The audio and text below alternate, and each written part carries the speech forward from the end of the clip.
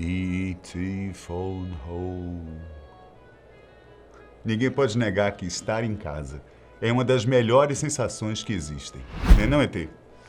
A sensação de conforto, segurança, tranquilidade são elementos que nos regeneram, ajudam a curar o cansaço e fazem com que qualquer lar, por mais simples que seja, se torne o melhor lugar do mundo. Além disso, nossas casas têm a nossa cara, né? Nossos objetos pessoais, que contam muito da nossa história e de quem somos ou de onde viemos. E isso é algo que fica cada vez mais forte à medida que o tempo passa. Mais do que paredes e móveis, nossas residências são nosso refúgio e, em muitos casos, o lugar onde convivemos com a nossa família. Por isso, é normal nos apegarmos pelo menos um pouco, mas eu disse um pouco. Há quem diga que lar é onde o coração está. Mas isso não quer dizer que a pessoa precise estar lá fisicamente, se é que você me entende. Só que existem algumas pessoas ao redor do mundo que talvez tenham levado esse ditado ao pé da letra até demais. Se você é assim como eu, com certeza, não abre mão do conforto da sua casa por nada no mundo? E se alguém oferecesse pagar um valor que sustentaria umas 3 gerações da sua família?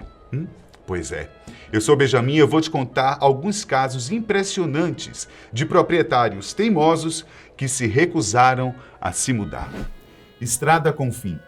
Esse é o tipo de coisa que muito provavelmente não aconteceria aqui no Brasil. Mas lá pelos lados da terra do Jack Chan, um proprietário se recusou a vender sua casa para uma empreiteira e fez com que sua residência acabasse se tornando ponto de referência de uma estrada. Já que a estrada ficou cortada ao meio, ao que parece, o dono da casa está há um bom tempo pensando se deve ou não se mudar dali. Casa Up. Você deve pelo menos ter ouvido falar do filme Up, Altas Aventuras.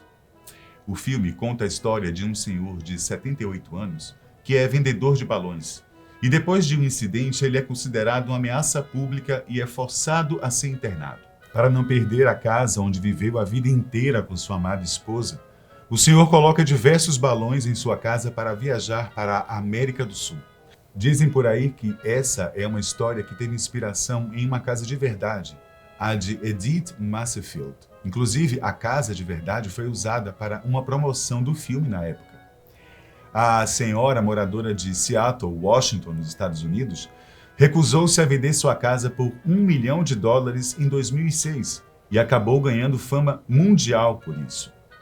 Macefield faleceu em 2008 e, em testamento, deixou sua casa para um empreiteiro da obra que foi construída ao redor de sua propriedade centenária, já que ele acabou se tornando um amigo pessoal ao longo dos anos.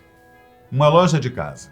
No início do século XX, 15 de março de 1909, Harry Gordon Selfridge conquistou seu espaço na história do mercado com a segunda maior loja de departamentos do Reino Unido, na sua época, a Selfridge & Company.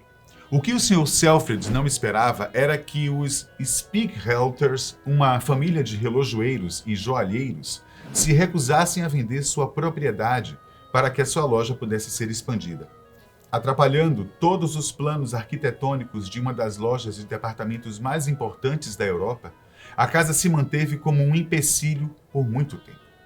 Até que, eventualmente, os Spiegelters decidiram vender a propriedade. Nossa! Nessa, nem o Trump venceu. Em 1961, Vera Cooking e seu marido compraram uma propriedade em Atlantic City, Nova Jersey, nos Estados Unidos, para descansarem. A casa foi comprada por $20 mil e estava localizada em uma importante região da cidade. Foi quando, nos anos 1970, o fundador da revista Penthouse, Bob Guccione, ofereceu $1 milhão a Cooking pela casa, com o objetivo de construir um hotel-cassino. Apesar da senhora ter recusado a oferta, Guccione iniciou a construção do seu investimento mesmo assim, mas foi obrigado a parar em 1980 por falta de dinheiro. Então, em 1993, Donald Trump comprou vários lotes em torno de seu cassino e hotel em Atlantic City para construir um estacionamento projetado para limusines. E mais uma vez, Vera Cooking estava no caminho, há 32 anos. E claro, de novo, ela se recusou a vender sua propriedade. Sanduíche de tijolos. Enquanto todos seus vizinhos vendiam suas casas e as construções eram demolidas, Mary Cook se recusou a vender sua pequena e estreita propriedade. Como consequência, a pequena construção fica espremida entre seus vizinhos gigantes, lembrando muito uma ilustração de livros de histórias infantis. A esquina de $1 milhão. Na tentativa de impedir que a maior loja do mundo fosse construída, um rival da Macy's se recusou a vender uma propriedade em uma das esquinas do quarteirão onde a loja foi construída. E a maior loja do mundo quase não ganhou esse título por causa desse pedacinho de terreno. Por sorte, a Macy's conseguiu comprar lotes suficientes ao redor. Vários anos depois, a loja precisou tapar o buraco e, bom, nada mais satisfatório que um outdoor gigante dizendo que aquela é a maior loja do mundo. Metade de uma casa. Na verdade, é uma casa inteira, em Toronto, no Canadá. Os moradores de um duplex se recusaram a vender sua propriedade, mas seus vizinhos aceitaram numa boa. Acontece que a estética de uma casa completava da outra. Agora, com a demolição da casa que foi vendida, a residência que permaneceu tem a aparência de que foi cortada pela metade.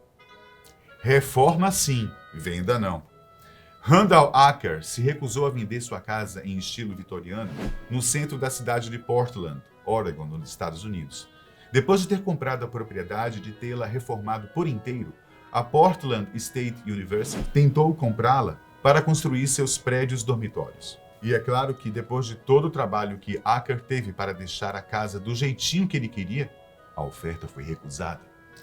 Por isso, hoje Randall vive feliz em sua casinha estilo vitoriano, cercada por prédios de dormitórios de universitários. Café francês. Apesar de essa ser a única construção ainda em pé no antigo bairro de Roubaix, no norte da França, acredite, ali já existia uma vizinhança bastante badalada.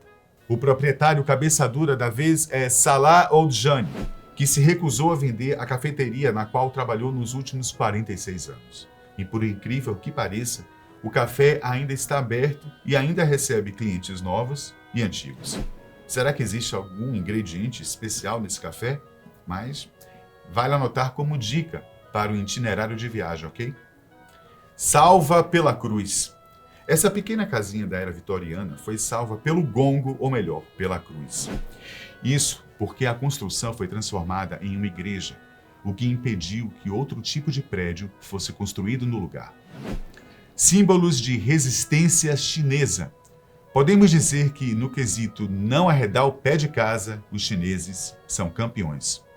Olha só todas essas situações.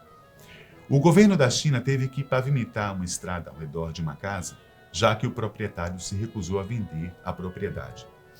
Pelos mais diversos motivos, eventualmente, os moradores precisaram sair dali, mas a construção permanece e se tornou um símbolo de resistência contra os empreiteiros.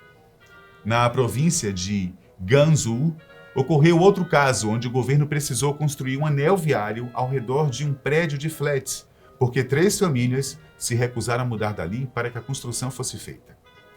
Um solitário residente da província de Jiangsu se recusou a vender sua propriedade e agora mora rodeado de casas de luxo. E essa aqui, gente? Na tentativa de manter as sepulturas de seus ancestrais próximos, uma família se recusou a vender sua casa. Mas como as obras não podem parar, os empreiteiros escavaram 10 metros para baixo ao redor da casa e a casa ficou assim, 10 metros acima do nível da fundação, por vários meses, até que os donos decidiram finalmente aceitar a compensação. E essa? Em Kunming, empreiteiros cavaram um fosso ao redor de um prédio para forçar a última família a sair para que pudessem dar continuidade à obra. Casas que incomodam. Em inglês, o termo usado é nail house, e que literalmente significa casa-prego. Para nós, isso quer dizer que são propriedades que estão presas à terra como pregos e que não vão sair dali de jeito nenhum. Algumas delas são: olha, quando o governo foi construir o aeroporto de Narita, Japão, todos os fazendeiros da região venderam suas terras, com exceção de um. Agora só metade da pista de pouso é utilizada porque a fazenda prego está no meio do caminho. Em Xangai, na China, logo abaixo da ponte Nampu, restou uma única casa, única, do que um dia foi um bairro residencial. Ela ficava em frente ao estacionamento de um centro de exposições. Essa foto aí, gente, foi tirada no dia 6 de abril de 2010. E apenas alguns dias depois a casa foi demolida. Seu dono era Shi Yuji, que teve que se mudar para um dormitório de trabalhadores. Olha, sem dúvidas, essas são histórias bem malucas, não é não? E você? Você sairia da sua casa com facilidade ou você daria um bocado de trabalho como esse pessoal aí? Não esqueça de deixar seu comentário e eu fico por aqui. Até o próximo.